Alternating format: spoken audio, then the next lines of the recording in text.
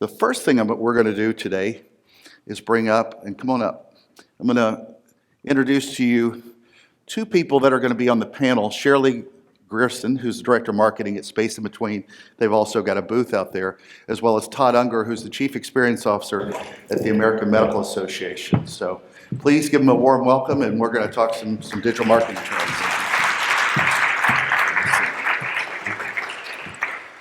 So, as we both talk, there are a lot of things, and you know, we're talking trends, but there's about 1,000 things we could cover. So we're going to cover as best we can in an hour. And I want to leverage your experience.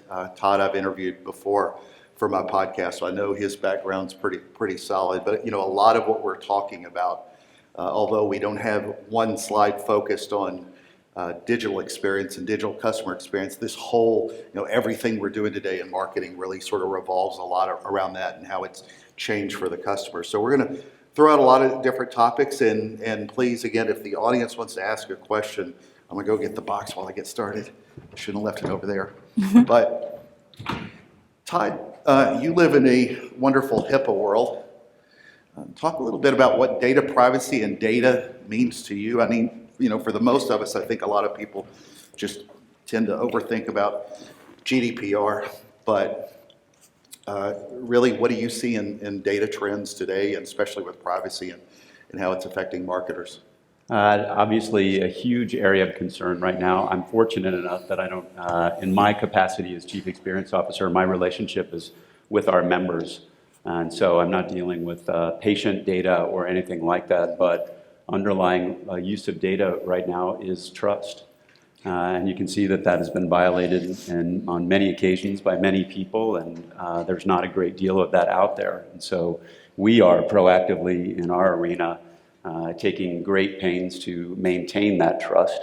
One of the big assets of the AMA, of course, is our ability to aggregate data around the physician population, and we safeguard that information. We could not ascribe more care to that than we do. How about for you? Hello, everybody. A little bit of background. I'm based in the UK, so GDPR for me is. Thanks a lot. I know. I'm sorry. I feel like I've affected all of you, but I saw just by the hand raising before that we're sort of half brands, half agencies, and I think that's kind of an interesting breakdown. So I think for a lot of you in the room, GDPR and the new regulations that's sort of imposed upon a lot of people is going to be relevant for a lot of people in the room. And if it hasn't become relevant for you just yet, it inevitably will.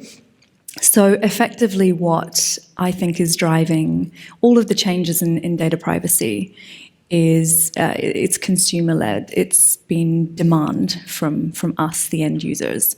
And particularly in Europe, when you compare it to the United States, we are very much more privacy-focused. People really, they want to be anonymous online, where I think in a few of the topics we'll be talking about later in the States is more personalization. So it's always going to be that, finding that balance.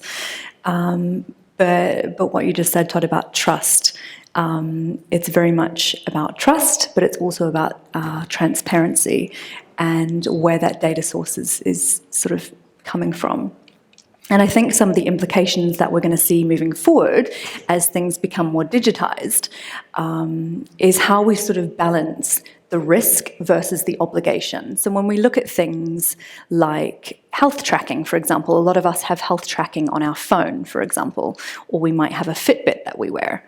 And so these organizations, these businesses that hold all of this information about us, what is their risk in holding anonymous data versus being able to identify a user as potentially falling into a category of health risk? So when is it okay to sort of step beyond the lines of anonymous data versus maybe contacting that person to say, actually, it looks like you might fall into this heart risk category. Is it okay then to share this data and to contact you? So I think these are kind of going to be the vague areas of the future that we might see coming out of it. But obviously, sorry, I was going to keep talking. No, you're good. I'm a rambler. No, Well, I'm just kidding. no, I was going to add, I spoke last week at an advertising type conference, and one of the panel sessions featured an attorney, And so, for most people here, I think they know that CCPA has been, sort of a Americanized version, if you will, change. But there are another dozen states that are looking at the laws that similar to GDPR.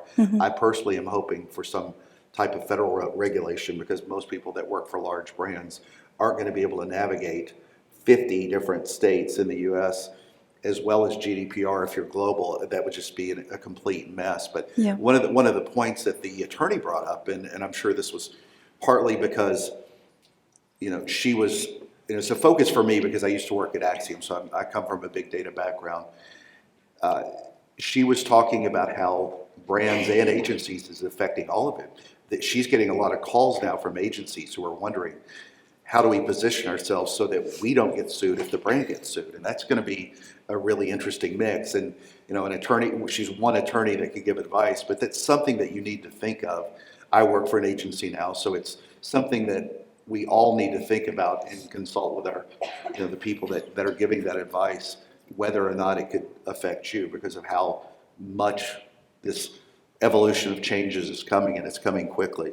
Totally. Well, it's essentially it's best practice. Yeah. So whether that's been imposed upon you or not, is it a good thing to comply to? Yes, it is.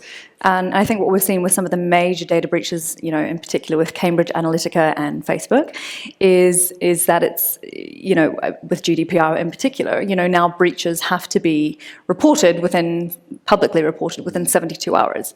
So, I mean, is there a need for an international regulatory standard? Absolutely. That is a massive piece of work, so that's not going to happen anytime soon. So is it a good idea for you to sort of take that on yourself within your business, given the fact that it might not be imposed upon you yet? Absolutely. So if you don't have strong data privacy framework already in place, go back and look at it, because it's going to be important in the future, and you're better to have the best foot forward now. Well, I'm sure everybody would agree with this, that knowing how well the Democrats and Republicans work together, that federal regulation will happen any day now. So be glad you're not having to deal with that as much. So I'll turn to you then and talk about Omni Channel. This is something that I'm passionate about, is really sort of clear messaging, and because of my background in data and how we delivered campaigns, we were delivering it more with an omni touch, with all the different touch points and the different channels together, but also, as well, it's a passion of mine, is to keep it simple and keep the messaging simple. I've also worked for a brand that had 12 different messages across 12 different channels, and I see it every day with clients and partners that I work with as well that continue to do this because they don't have that strategy. But how do you look at this at Omni Channel? How do your partners look at it? What kind of advice do you give them? Yeah, for sure, it can be confusing. So I know we probably have different levels in the room. So effectively, when we're talking about omni-channel and when I'm talking about omni-channel, it's about looking at all the different ways that you communicate with your customer and ensuring that it's a smooth transition across all of those channels. And so effectively, we're talking about the digital health of our customer. And when I look at businesses that are probably good examples of this, and I can think of one in the States, which is a great example for you guys that people will identify with, is Walgreens. I know that at the moment they're really, really focused on their omni-channel approach, and that's as a result of basically Amazon coming in and sort of stepping on their turf a little bit with dabbling in healthcare and pharmaceuticals. So they were looking at their own downfall if they weren't going to sort of get with the times. So they did a whole lot of analysis in terms of their online and in-store customers. And what they found was that their omni-channel customers are worth far, far more, people that buy on multiple channels, than just the people that shop in store. So someone that shops in-store at Walgreens and buys online spends 3.5 times the amount as someone that just shops in-store at Walgreens. Someone that shops in-store, buys online and buys on mobile, spends 6 times the amount. So for them, it was hugely worth the investment of getting their omni-channel approach really, really fine-tuned.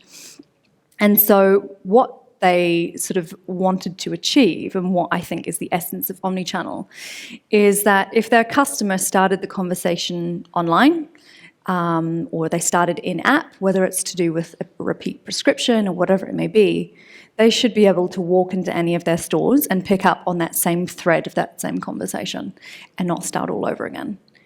Another great example, someone in the UK, is called Beerhawk like the bird, .co.uk. They started as an online marketplace for craft beer, and it was really quite niche in the fact that it was people that really, really knew their beer. That's where they went to sort of source new flavors and things.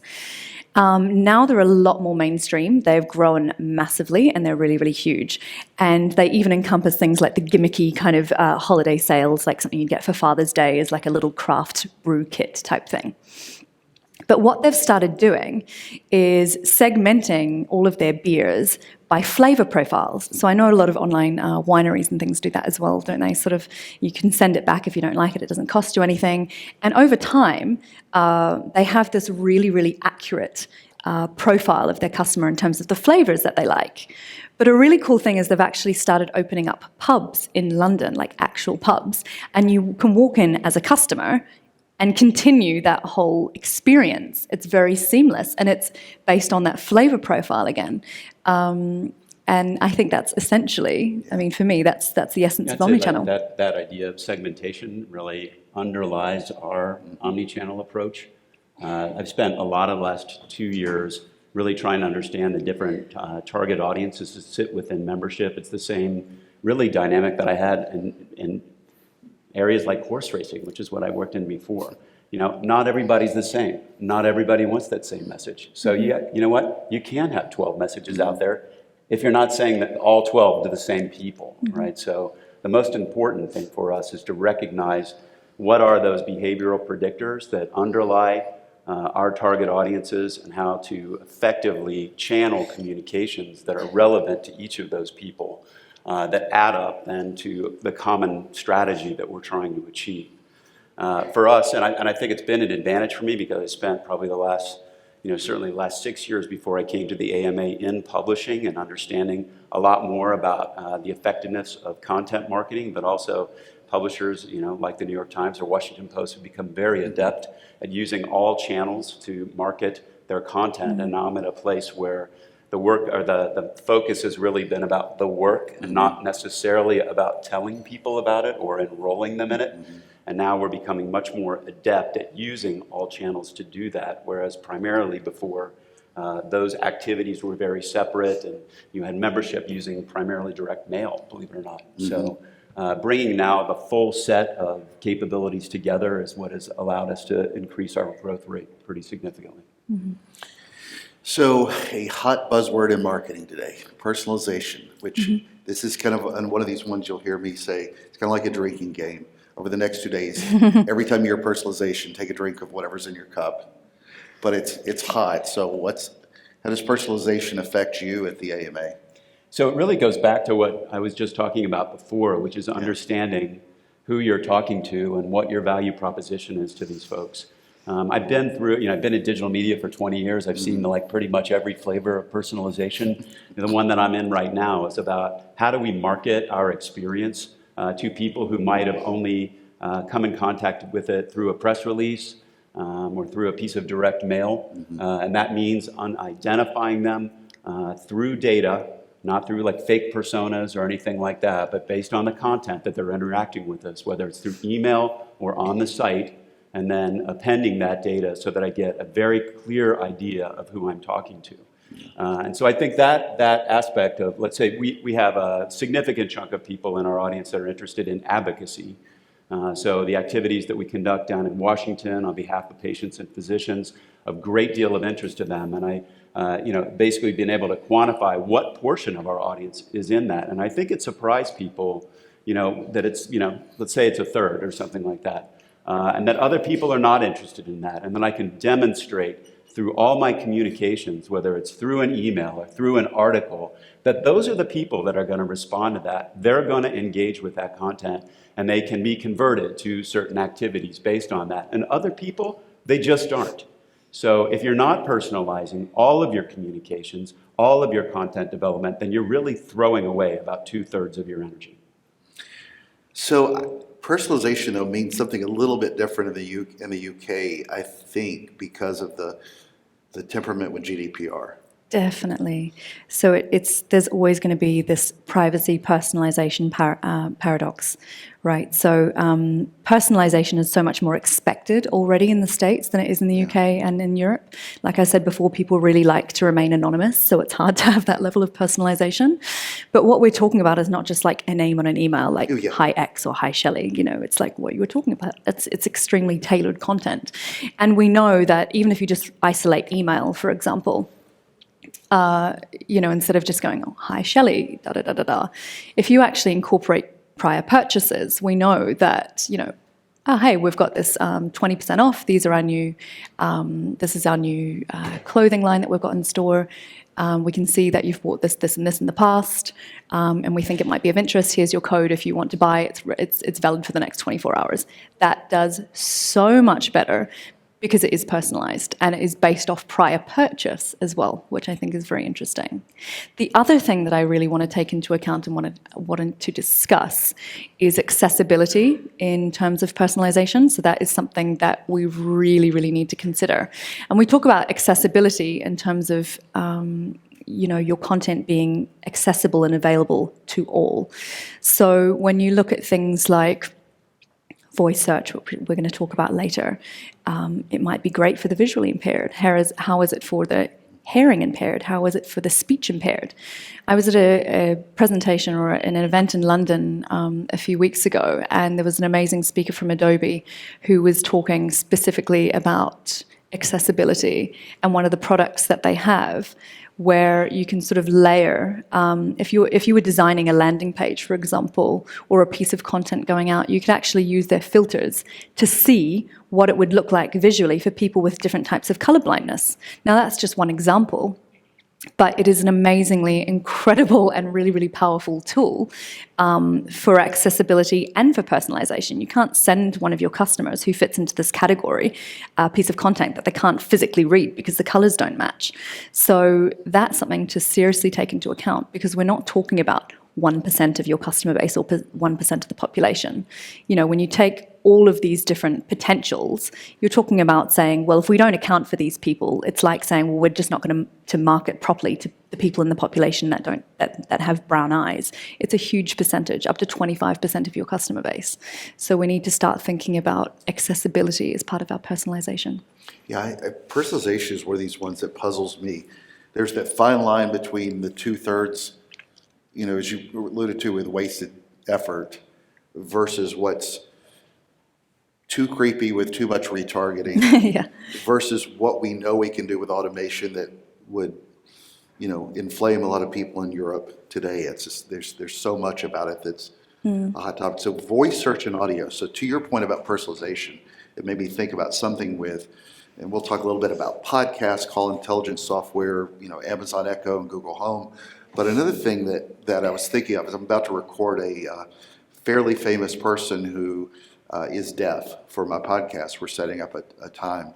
She's been on national TV several times, but it reminded me that I've been lazy in my own efforts to spend more time in voice SEO because of recording a podcast and giving her accessibility. She's deaf and cannot hear the podcast, but obviously she can read a transcription. But talk a little bit about what voice search and audio in particular, you know, is what you're seeing on the forefront. Yeah, so obviously it's massive, it's going to grow, but in order for it to grow, I think, as people are talking about it, needs to transition into more of a multimodal type of tool. So at the moment, voice, it's a single search result tool, right? It's kind of a background technology which allows us to go hands-free a little bit more. So I think through voice search, what we're going to see is a future that is less screen time in a sense. It's more hands-free digital, and it allows us to just do more of what we do, which is great. So at the moment, it's very almost B2C. It's a sort of a consumer tool. You know, you're at home, you've got, you know, your Amazon, or you've got Siri, you've got Google, whatever it may be that you're using, and it's sort of, hey, play my playlist, write my shopping list, turn the lights on, that kind of thing. But I think for it to be really widely adopted, it needs to become more multimodal than that, which of course is happening and it's being worked on. So there's two things. There's one, the evolution of the technology behind it and what its capabilities are. And the other is actually just how accurate it is. So at the moment, it's sort of guesstimated to be around 99% accurate, but more recent than that, it was less accurate. So it was becoming really, really frustrating when you're trying to say something, particularly with an accent, and it can't pick up what you're saying. Or if you have a voice typo, you got to say something and you muck it up and you got to start again, where a human can sort of keep up with that, but voice technology can't yet quite deal with that. So we have to get over this period of sort of slight annoyance for it to get better. But I think for us to see it more in a business setting, what we can see potentially in the future is more of an actual assistant as opposed to somebody just kind of listening and taking notes. But I know a lot of us nowadays are working remotely, and so that is much more of the future, working remotely, dialing in for meetings, and to be able to have a voice sort of AI multimodal assistant that can listen into these meetings, can write the notes, can distribute findings. I think that's kind of where it needs to go. Otherwise, it's going to continue to be this single search result consumer tool, which is great, but it has its limitations. So that's my thought on the future of it anyway. What you? I'm sure everyone in this room just kind of takes search for granted. To have been there and seen just the advent of it was a pretty exciting moment in history. And it had its own difficulties that are parallel what we're seeing right now in voice. And over the course of 20 years, what we see it is really fundamental to the digital experience right now. And we're kind of at a primitive end of voice. And even where with the weaknesses that it has, the percentage of people that are using voice search on a daily basis is dramatic. And so it's going to change things. And all marketers have to just build it in to the infrastructure of what they're doing. And anybody that touches digital just better just put it in the armament. Well, I can tell you, having used it now where I am working and having worked for a brand prior to this, a lot of times, a lot of the conversation gets caught up for good reason around voice SEO in particular. But I will also, and there are a lot of agency people in here, so I'm sure most of you, if you're working with good-sized clients, know this. If you're not using a call intelligence software and in order to help you with your traffic, and that's really where I was able to take a lot of voice, where somebody calls in, you have a product like Invoca, MarTech, CallRail, Dialog Tech. If you're doing any kind of paid search display social, what you're able to do, and a lot of them have great technology. I was a big fan of Invoca and how they can take voice conversations with your call center, take a transcription of it, I believe it was powered by IBM's technology, that then go optimize your spend in paid search display social. It talks to DoubleClick or Facebook or whatever, and it optimizes your ads. Where I'm seeing that also add in is really exciting. It goes beyond just what we're able to do with our voice, at home devices and things like that, but it can really show a significant lift on your ad spend. So if there are a lot of agency people in there, I'm happy to always dialogue with them about call intelligence software, because it's one of the few ways so far that I've really seen it take off outside of just a lot of the SEO ways and at home ways, but it's now start talking about your big chunk of your budgets within a marketing department. So programmatic advertising, it's always a fun one. How do you look at programmatic? It's just one of many channels. I started a programmatic, operation at my last job, and I have experience kind of on both sides of it as a buyer and seller. Obviously, it's one channel through which we run our own marketing. I've never found it to be the most effective channel for us. Sometimes it is, you get what you pay for, but it does. It's one of the hottest ones that people are talking about. I think it's been pretty hot for a while. Well, that's true. The ability to target people is like the dream come true, right? So what really it relies on is your ability to figure out what the right target is. And again, going back to what are the capabilities that are predictive of the growth that you're trying to get. And I think that's where a lot of people, run afoul with programmatic. Yeah, it's, you can get it for less, and your ads show up all over the place. But the sophistication with which we can target people by different behavioral characteristics, interests, is, what has set this world on fire. So that's good.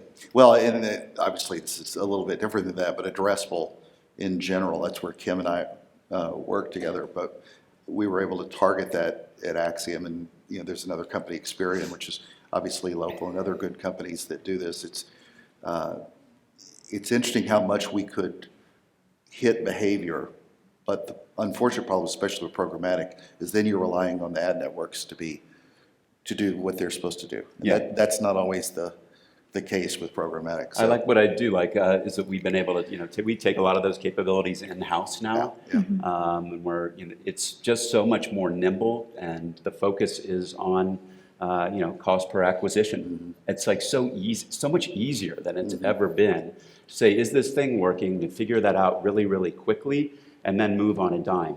And so I have found like just having a simple operation in-house to be able to achieve some of that. Obviously, we're not at the scale of like Procter & Gamble or something like that. So the ability to kind of make those changes very quickly under our own control it adds a lot of efficiency to it. Anything you want to add to programmatic? Yeah, I would mirror that and say it's a tool to free up time so that you can do more of what you do well at, or that you can focus on as a new focus, using AI technology and things that we're going to talk about shortly.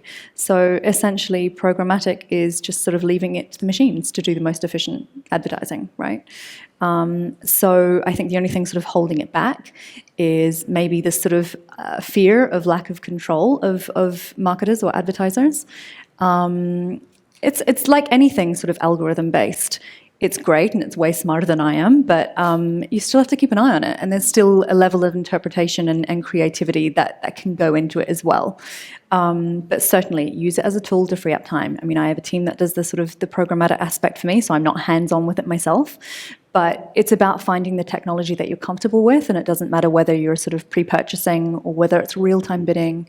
You just need to be comfortable with the technology that you're using. Ad roll is one that I would throw out there for anybody that hasn't and wants to give it a go. But just do your research and give it a try if you haven't. And if you are, confidence in the technology is number one. But like I said, it's sort of keeping an eye on it as well. I'd say it's less about, at this point, like there are a lot of good programmatic opportunities out there. The question is, are you creating the right experience when someone sees that ad and clicks on it?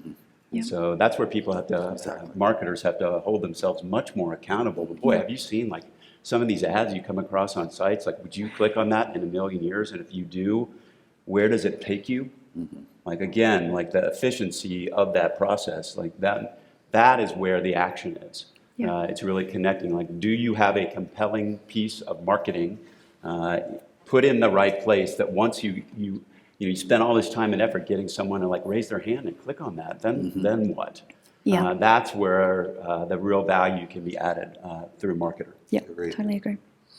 So TV and video, and I'm going to talk a lot about TV because tomorrow, part of my own background, but you worked for a video company in the past. I know that's been important, but how do you see sort of the changing trends with TV and video? Because it's not something that, digital marketing conferences, there are not a lot of people talking about TV, but there is a big convergence coming. We've seen it, with spend, especially as people are investing so much more in, and I'm not just talking about how we put a video ad on Facebook, but it's coming, the convergence of TV and video. Yeah, absolutely. Well, look, I mean, you are the TV guy, so I'll let you talk more about TV, but certainly what we're seeing in terms of over-the-top or linear TV content is still very much moving towards digital. So it is what it is, but I'll let you go into more detail on that. In terms of video, I think what we're seeing a lot more now, and if you're creating a lot of regular video content, you need to be captioning, because captions, closed captions, subtitles, and AI are making video a lot more searchable now. So that's one thing you need to be doing if you're not doing already. That's going to take it to the next level. The other thing I think that we're going to see a lot more of, in particular industries more than others, which may or may not be relevant to all of you, is 360 or immersive video. So I've worked with a very big company in Europe that look after a load of luxury brands of cars, and they are using 360 video. So they'll do a video inside the car where you can literally you can buy a car online as easy as you can, a mattress. It's really, really simple because you can sit there and you can drag around and zoom in and see every minute detail of the actual car. It's not virtual reality, it's real video. So I think that is going to grow a lot more. People are going to start taking notice of that. And the industries, I think, that sort of stand out to me are sort of travel, leisure, property, automotive, obviously. So anything sort of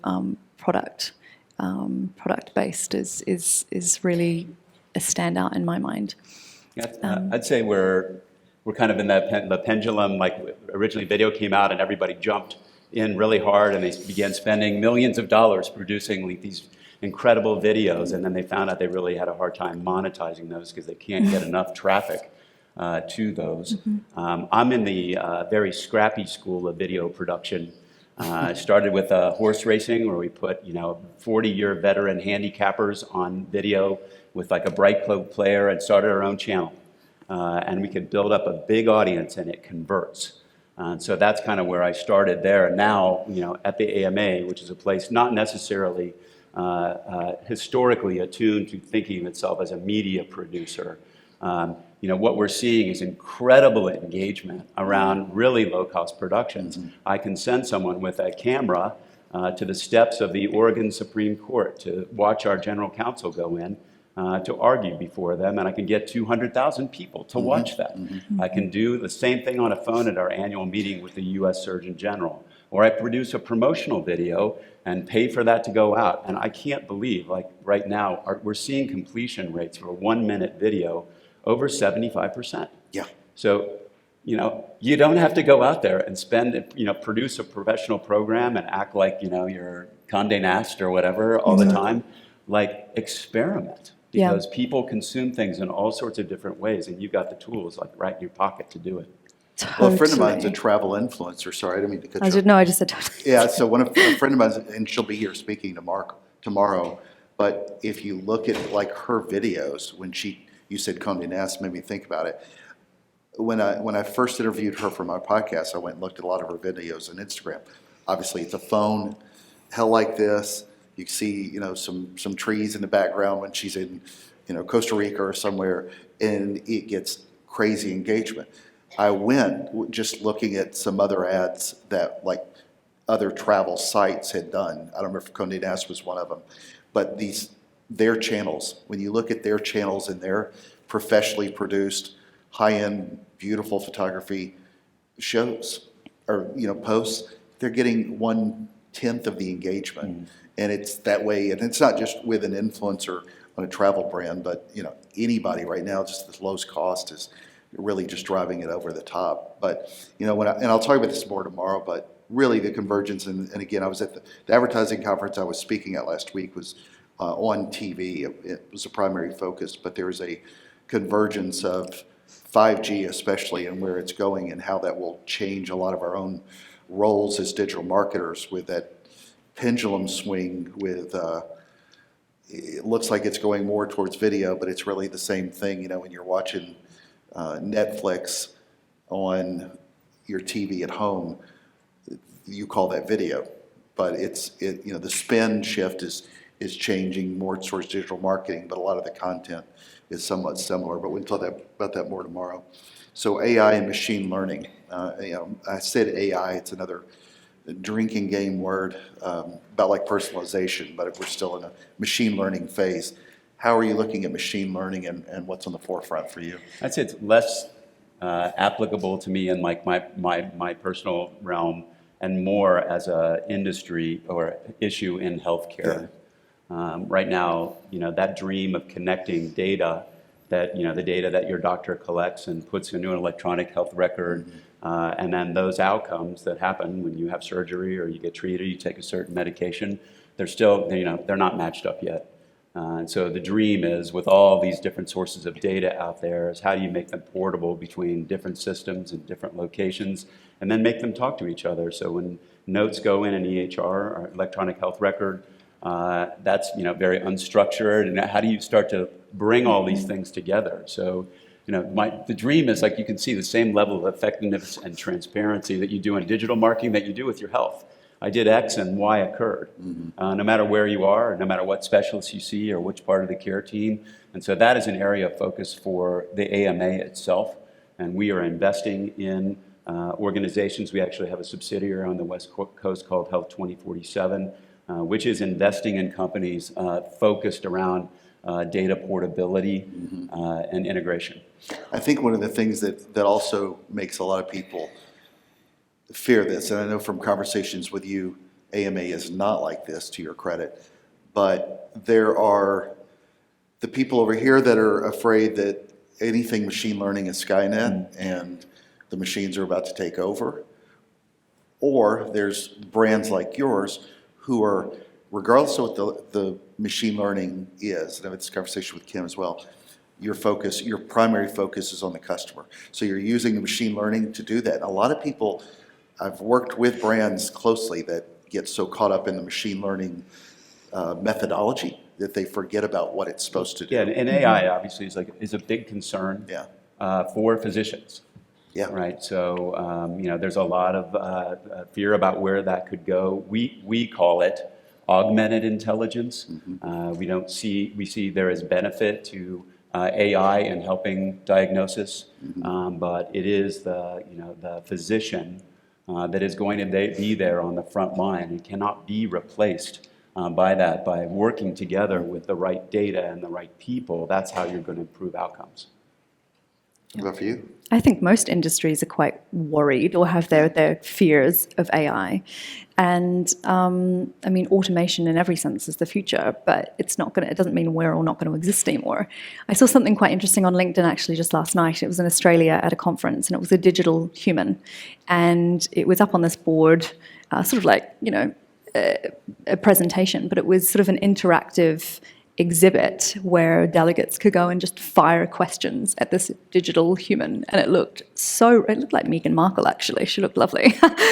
You could just ask her all sorts of questions about the conference, and she would answer. And so I think, that's just one example, but we're already using it in so many capacities, and I think it's already widely accepted that Google is by far and away, providing superior AI over sort of anything else at the moment. And we're already using that if you're using Gmail and the smart reply feature, even predictive search, it's been around for ages, but it's just stuff that we don't even think about, but it works so well, and that's AI. But just to sort of mirror what you were saying before about, capturing the practitioner's notes and trying to make sense of it to actually leverage the data, I think there is a little bit of excitement. Well, there's sort of the fear camp, and then there's kind of the excitement camp when it comes to AI. And there are a lot of people that are trying, and businesses trying to implement it without, like you said, keeping an eye on what it's actually for. They're too sort of excited about just using it. Yeah. And so there needs to be some care in relation to that. But chatbots is a prime example. Everybody's, there's this huge buzz over chatbots, and that's great. And I think there is actually sort of a time and a place for it. If it's aggravating the process and it's causing friction, frustration, is it the right thing for you? But it's actually, studies have shown that people don't mind interacting with a chatbot if it gives them the fast answers that they want. In that sense, it's actually very helpful to have there. But it's also an absolute goldmine of information of all of the frustrations that your customers have. So unless you're actually taking the data out of that and having some sort of analysis out of the back of it to see, it's not just there as the first, level of customer service, but actually, are you analyzing what's coming out of the back of it with all of the frustrations and all of the questions? Otherwise, you're barely utilizing it as a tool. I'm a big fan of the way Chris Penn, not Sean Penn's brother, Chris Penn, but Chris S. Penn, who's a MarTech influencer, describes this. He talks a lot about how the level of complexity in our roles as digital marketers, the more complex your role is, the less likely that the machines are going to take it away and automate everything. And for a lot of the things, and he goes into a lot of detail on this about how So many of the box scores that you read, all that's automated. A lot of the write-ups on a baseball game are typically done through automation, machine learning now, or writing those. They're not somebody sitting there with a pen or keyboard writing out a colorful story. It's a machine that's doing it all the time. Horse racing's probably the exact same way. But the way he describes this, and it made me think about it. Well, Chris, he was in Philly. He talks about how the more complex our roles are on things that are not tasks, to your point, I think we're safe. But anything we can take and automate should make our lives a lot easier. It tends to be the repetitive, boring stuff Exactly. anyway, so just let the robots do it. Exactly. So MarTech is a big, massive concern for everybody because Scott Brinker just put out the MarTech 5000, which is now well past 7,000 pieces of known software that companies are using. How does MarTech affect you from the clients and partners that are positioning you? What kind of advice do you give them? Oh, massively. I mean, to be honest, I wouldn't advise unless anybody asked anyway. But I think it's just overwhelming, the number of tools that there are out there. And so I think referrals are always more meaningful in that sense, because sometimes you get started with a search. Say, for example, your company is expanding into a new area, or you're looking at a different channel, and you go, right, well, there's got to be a tool to sort of do this better, and you start the search, and it can be overwhelming. And so we actually, at Space Between, we have a whole arm of partners and partnerships. And the first thought when it comes to forming a new partnership is somebody that actually holds the same principles and goals in terms of what we're trying to achieve for a customer in sort of a collaborative sense. And so those are the tools that I would recommend, not just because they're our partners, but because we have chosen to partner with them because they provide altogether an amazing solution for customers. I think that it's a great time right now to be in marketing. I'd say it's probably the most exciting time I've ever seen. And I think of like the organization that I'm trying to create right now has the consumer focus of a marketer like a Procter & Gamble. It has the content marketing and publishing expertise of a New York Times or Washington Post, and it's got the data and analytics of an Amazon. That's a big job for a marketer right now, and I don't think you can succeed if you don't think across all three of those aspects. And there's a set of tools now that are like, on steroids to be able to use. And the question is, how do you pick the right ones that allow you to really focus on growth and not get overwhelmed with the technology? And my observation has always been like, there are a million great tools. I just don't have enough people to use them. Like every one that you bring on actually kind of requires like a half a person to operate it and actually squeeze value out of it. So to me, the decision is like, it's not like, that's cool and it'll do something. Like, do you actually have the people on your team to be able to make the most out of it? And how much can you really tie any one of those tools to growth directly? Or a proper inventory of it. I mean, this comes up from my own background in MarTech. So much of it, 19 years ago with Y2K, all the spend was pushed in IT, not just part of Y2K, but even before, to help the organizations. Now that money has shifted over towards marketing, away from IT to some degree. Obviously, they all work closely together, but it's for the focus of the customer. The problem is, though, that if you inventory most of the clients that I've worked with, they have no idea how much stuff they've bought, because you can amazingly go buy. I mean, you take a credit card with a good balance and go buy a lot of pieces of software to add to your brand quickly. And then most marketers today, most teams rather, don't know that they've already got. I mean, this happens all the time. Somebody else already purchased this. Or this other piece of tech already does, 80% of the other, but we really don't need that 20%, but we just spend it on something else. And then integrate that with your legacy systems when you're trying to build what you're trying to build. I understand my CIO, she's like, if I don't provide this kind of suite of products to people, they'll just go out on the open market and buy that. And now going back to your original subject matter of data privacy and the safeguards there, like you just can't have that happening all over the place. as a marketer now, if I don't serve the needs of all the various constituencies, because I can't do everything, they can just go out and get it. So then you have like another layer of marketing tech that gets added on. And so that rationalization that you're talking about is incredibly important, because when you add up all the little pockets of money that's being spent out there on tools and on marketing, it can really, be sizable. Well, Totally. and I can't tell you how many times also I've known of where companies, going back to data privacy, made me think as we're talking about tech, how many iterations of your customer data do you really need in different departments and in different machines?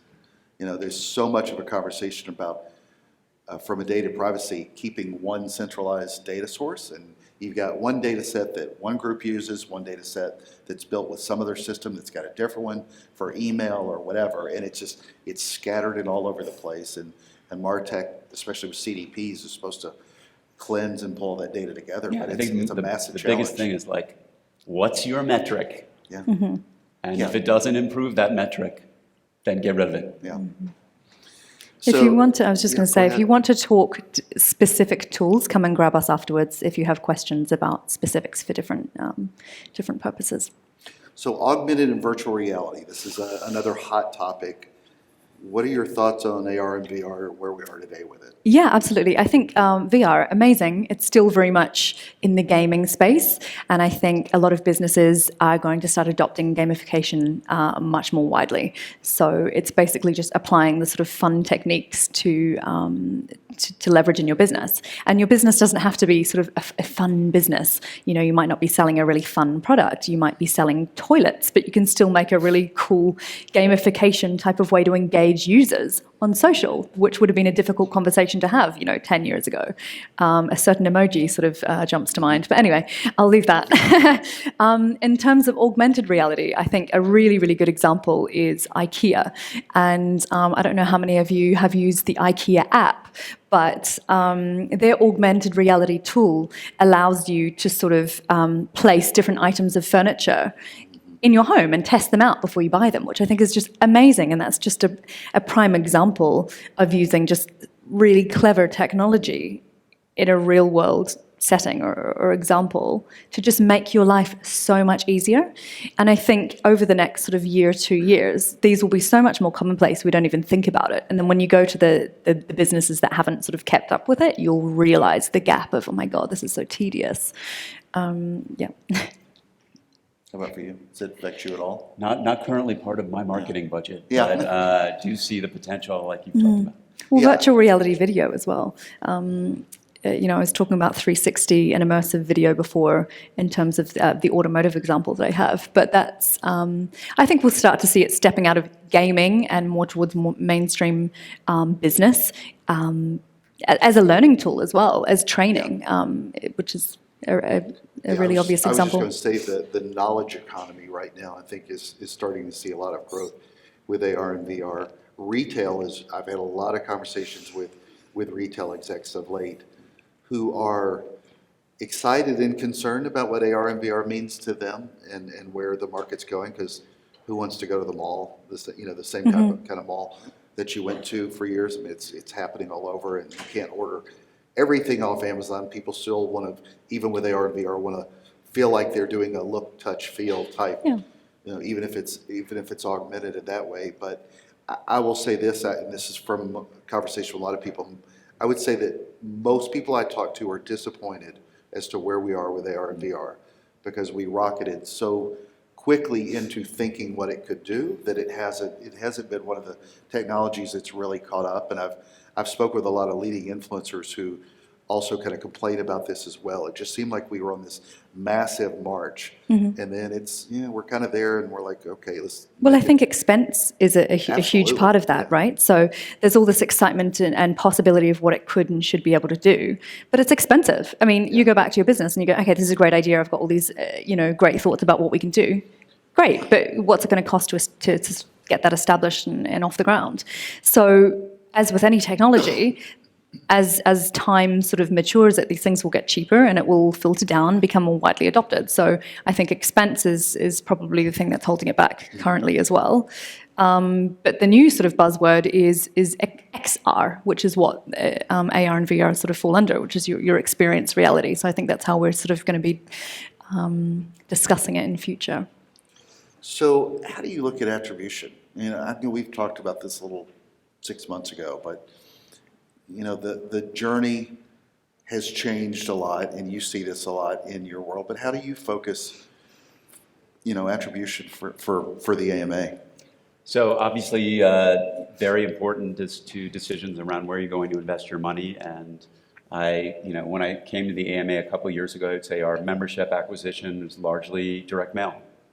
And so there, you could see, you got sent a mailer out, and B came back, and then we started to layer on a lot more digital marketing on top of that. And the question is, where are you going to be able to acquire customers most efficiently, and who gets the credit for it? And so we've spent a lot of time and attention trying to figure that out. I honestly, I'm just more interested in seeing my numbers, how much am I growing?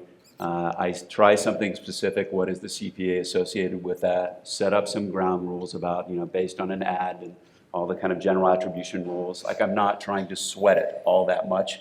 What I do know is that my growth rate has doubled in the past year because I added these new tools on there. And so I'm not going to have a civil war between the people that are doing direct mail and digital marketing, trying to figure out who gets credit for it. The name of the game is about growth and about measuring as closely as you can what it's driving. Yeah. How about for you? Well, in essence, again, we've got all these different people in the room. So when I'm talking about attribution, I'm talking about associating value to the various different goals or events for your customer, right? So whatever their customer journey is, or whatever your customer journey is, each little step along the way, there are different ways to measure and attribute value to that. So there's a single or simple measure, which is what you were discussing with your direct mail, which is the end conversion, effectively. We want them to click on this, or we want them to send this back. And you are attributing all of the value of that process to that one step. Or you can have sort of a more divided or equally staggered measure, where you have events along the way, whether it's, they might click on this first, and they might fill out this form, and then they might do this, all the way through to the final conversion that you want them to complete. And you can equally distribute or divide the value, the end value of that conversion across all of those little measures. Or there's the algorithmic measure, which is, Google has a tool for that, which can help you figure out the weighting of the value of all of those different measures. And now I forgot the original question because I went for a ramble. The most fun thing I'd say over the past couple of years has been attribution around content. Yeah. And I think people would influence. really have been skeptical to say, hey, we can do an article about physician burnout, and we can go, if you see organic traction around that, go out and support that article across social platforms, and then be really surprised by how many people convert directly after reading that article. And that has really changed the name of the game for us. And we think, much more deeply about how content converts right now, and it's going to change the focus of our marketing efforts. Definitely. Yeah, UTM tags can be your best friend. So last subject before we go to close, and this is something that I've talked with both of you about briefly, but I'm always curious because I brought this up months ago. I as part of the podcast, I've had a lot of the major influencers in marketing and advertising on my show. And I had brought up in a conversation to somebody at, I don't know if it was at a conference or where, but we were talking about some of the names and hadn't heard of any of them. But if you'd go Google any of them, they are all, 1 million followers in this channel or whatever. They're, the godfather of this or the queen of that or whatever you want to call it. And these are top influencers in the space. And so then in a conversation at my own agency, which is based in Times Square area in New York, I asked them because surely I knew they would know all of these people. Well, they don't, because you commute to work if you have to commute, if you don't work from home. Then you're putting out fires all day. You are commuting on the way home. If you're in New York or Chicago or somewhere, you take, the L or somewhere else, then you're probably answering emails on the train.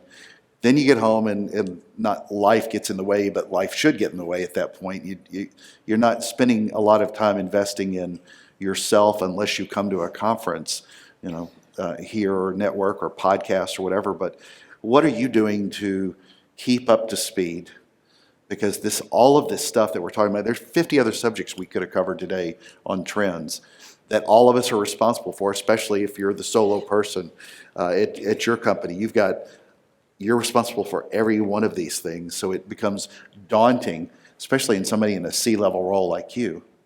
So all that babble in, what do you do to keep up with your skills? I don't know if this is a direct answer to your question, but I'd say another thing that in my role now is the creation of a learning organization and a learning culture. And I think that has been, if we think about our digital transformation, has been what has underlied it and introducing tools that allow people to learn and innovate, and making sure that they understand that their job is to put those tools in motion, and to just be humbled by the fact that you really don't know anything, and just test everything all the time. Every word, every image, every language.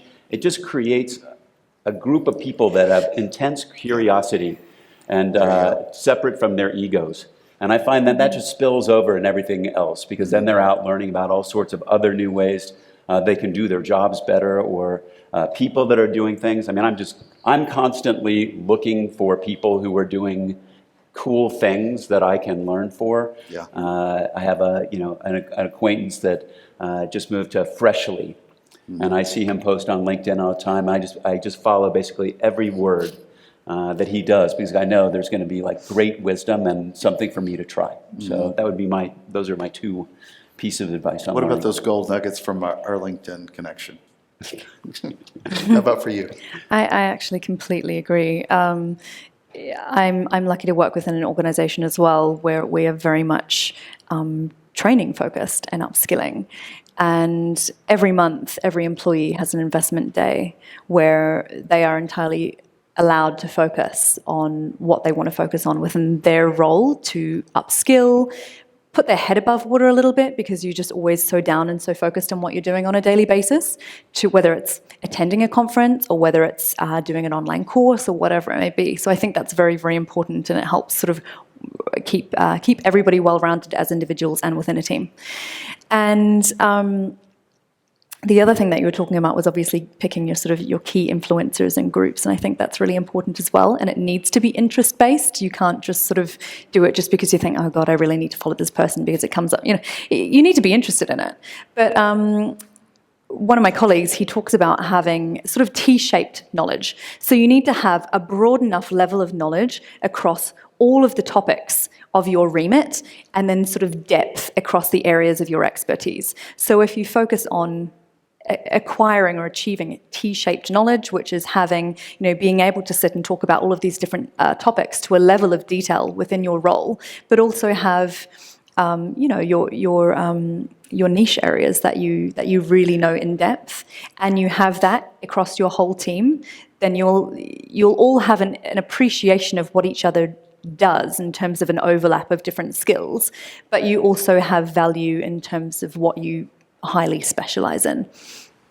Closing thoughts. Any questions from anybody? Bueller?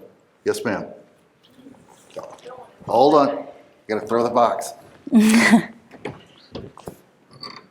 I knew he was there, so. Hello. I just wanted to have you swing back to the programmatic advertising and define a little bit more about what you mean by that. Yes, I'll just take very quickly for just the basics about of a it. minute left. In the old days, you used to say, like, I want to buy an ad, and I'm going to put it on sportsillustrated.com, right? And then you would have to buy separate things like you used to buy magazines or whatever. Now you just buy into networks, and they target that advertising. It doesn't matter where your consumer is. They're going to see your ad based on the specification of the profile that you put in there, not on the destination that you specify. Does that make sense? And you can judge exactly how much that costs and what the result of it was. All right, time's up. Thank you. Find us after as well if you want to ask any more questions. I very much appreciate both of you doing this. And, Thanks for having us. Thank you very much. Let's give them a Thanks, round of everybody. applause.